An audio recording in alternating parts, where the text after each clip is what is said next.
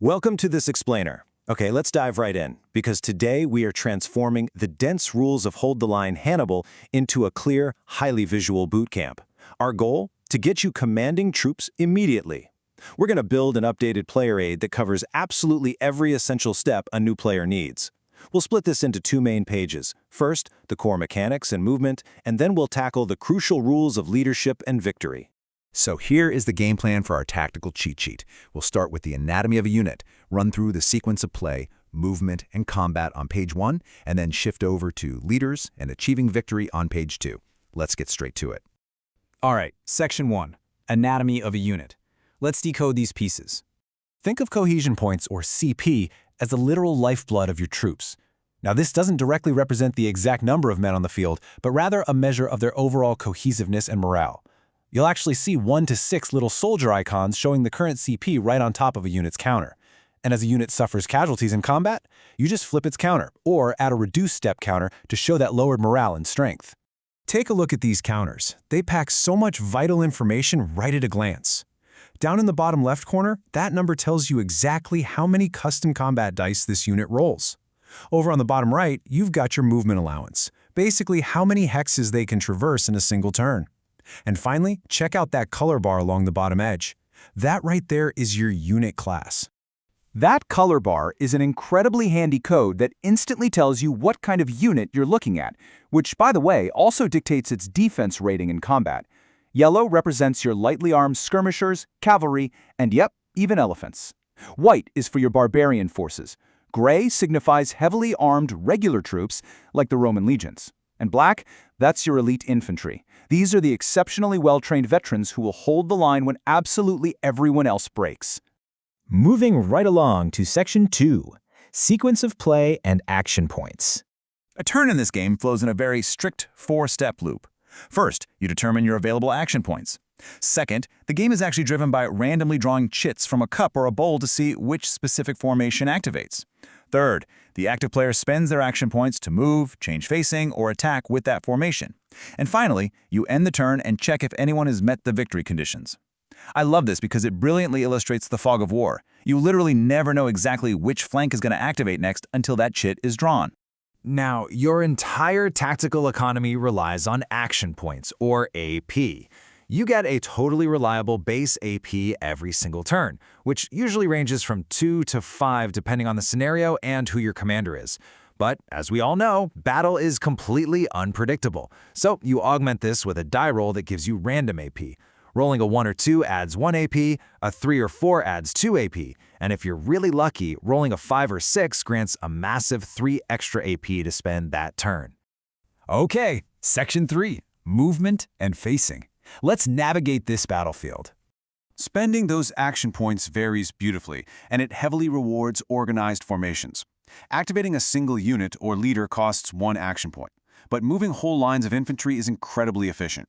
You can move 2 infantry units in a line for just 1 AP, or a massive wall of 3 to 6 infantry for only 2 AP. Oh, and here's an amazing tactical quirk. Rampaging elephants actually activate and move for 0 AP. None. You also have to remember that facing is absolutely critical in this system. Units have to face a vertex between 2 hexes. Your 2 front hexes are where you project your power. It is literally the only place you can attack into. But be careful. If you step into an enemy unit's front hexes, your unit is instantly pinned. A pinned unit has to cease its movement right then and there.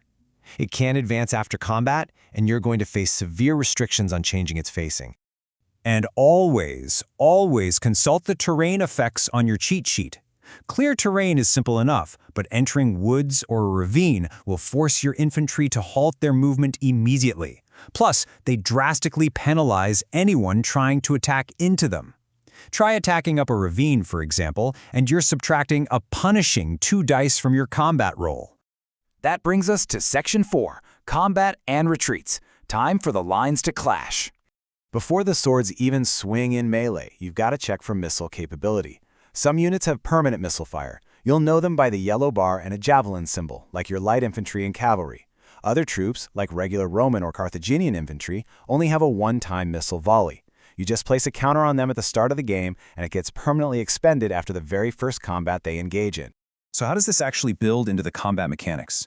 Well, you're going to roll custom dice that feature axes, swords, bolts, javelins, and helmets. The absolutely crucial point here is that hits are only applied if the symbol rolled matches the specific vulnerabilities of the defender's defense rating. Think about it like this. Black-striped elite infantry are incredibly tough. They have a DR3, which means they completely ignore axe and sword hits. To even scratch them, you need specific combinations, like rolling 2 javelins. But combat isn't just about causing casualties. It's about pushing the enemy back. If you inflict 2 or more CP damage in a single strike, the defender is forced to retreat towards their retreat edge. Regular infantry retreat 1 hex, while lighter troops and cavalry get pushed back 2 hexes. If they're blocked and can't retreat, they lose an extra CP for every single hex they couldn't enter. After you force a retreat, your unpinned attacking unit can actually choose to advance right into that vacated hex, which dynamically triggers reaction-facing changes from nearby non-active units. All right, let's flip to the second page of our bootcamp. Section 5, the role of leaders. Leaders are your ultimate force multipliers, and they're represented by these round counters. They are strictly divided into senior commanders, your big historical figures like Hannibal, Scipio, or Livius, and unnamed junior subordinates like a Roman tribune. Oh, and remember that helmet symbol on the combat dice we talked about? If a unit stacked with a senior leader gets eliminated, the opponent rolls 1 die. If a helmet pops up, that leader becomes a casualty. A leader's most potent tool by far is their command range, or CR. This dictates exactly how far their influence stretches on the map. If you want to efficiently activate a whole line or column of infantry without spending an action point for every single unit, at least one of those units has to be within the command range of their formation's leader. Now, junior leaders basically just keep their specific formations moving. They don't provide any combat bonuses, but senior leaders, total game changers.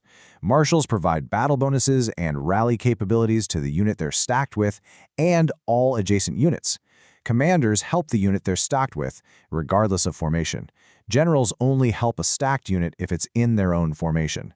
And rallying is huge. It allows a leader to spend an action point to restore 1 lost CP to a damaged unit, essentially pulling them back from the brink of collapse.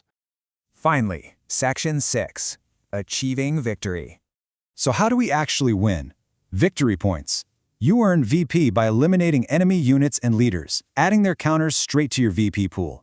Heavily armored elite infantry yield 3 VP, while standard regulars and commanders give you 2. Lighter troops and generals are worth 1 VP.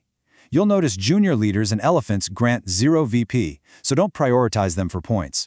Oh, and the ultimate prize? Defeating an enemy marshal grants you an immediate outright victory. Game over. But usually, battles in this game end through sheer attrition. Every scenario assigns an army collapse level, or ACL, to each side. At the end of every turn, you're going to compare your earned victory points against the opposing force's army collapse level. If your VP total exceeds their ACL, their army breaks, they flee the field, and you win a major victory. So, with these core rules, the facing restrictions, the combat mechanics, and the leadership strategies mastered, the real question is how you're going to use them out there on the battlefield. How are you going to string together your action points and command ranges to outmaneuver your opponent and force their collapse before they break you? Keep this visual bootcamp close by, and I have absolutely no doubt you'll be leading your forces to victory in no time. Thanks so much for joining me on this explainer, and I'll see you on the battlefield.